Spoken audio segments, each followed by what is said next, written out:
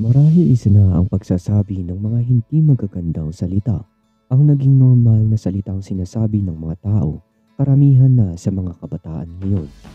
Maging ilan sa mga ito ay mga Kristiyano.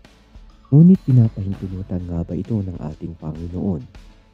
Una, sinabi sa James chapter 1 verse 26 na ang mga naniniwala sa Panginoon na hindi kumokontrol sa kanilang mga bibig at sinasabi ang mga salitang nais nilang sabihin kahit ito ay hindi maganda, ay walang kabuluhan ang kanilang paniniwala.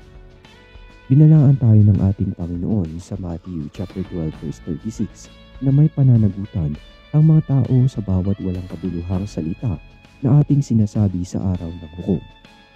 Pangalawa, sinasabi sa Ephesians chapter 4 verse 29 na huwag tayong gumamit ng mga masasamang mga salita, bagkus ay gumamit tayo ng mga salitang magpapalakas at magdudulot ng mabuti sa mga nakikinig.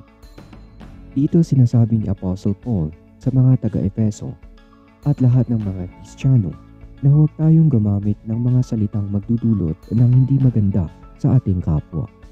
Ngunit paano natin malalaman kung ang salita ay masama o hindi?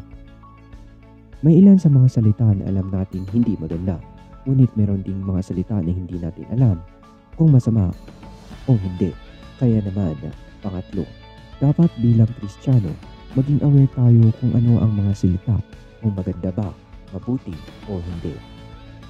Sinasabi sa 1 Thessalonians chapter 5 verse 21 to 22 na dapat suriin natin ang mga bagay-bagay at lumayo sa mga masasama. Dito nabanggit na suriin natin ang lahat ng mga bagay, kabilang na ang mga salitang ating sinasabi. Mayroon namang Google or searching website para malaman kung ang isang salita ay masama o hindi. Kung hindi pa rin sure ay makipag-usap tayo sa Panginoon at magtanong kung makabuluhan ba ang salita o hindi. Ang buhay at kamatayan ay nasa kapangyarihan ng dila. Yan ang nasusulat sa Proverbs chapter 18 verse 21.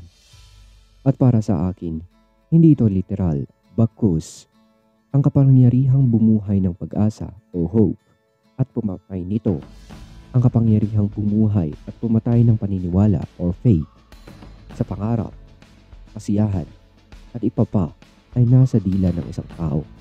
Kaya bilang mga Kristiyano, iwasan natin ang pagsasabi ng mga hindi magaganda at walang kabuluhang mga salita, mapabiro man o hindi.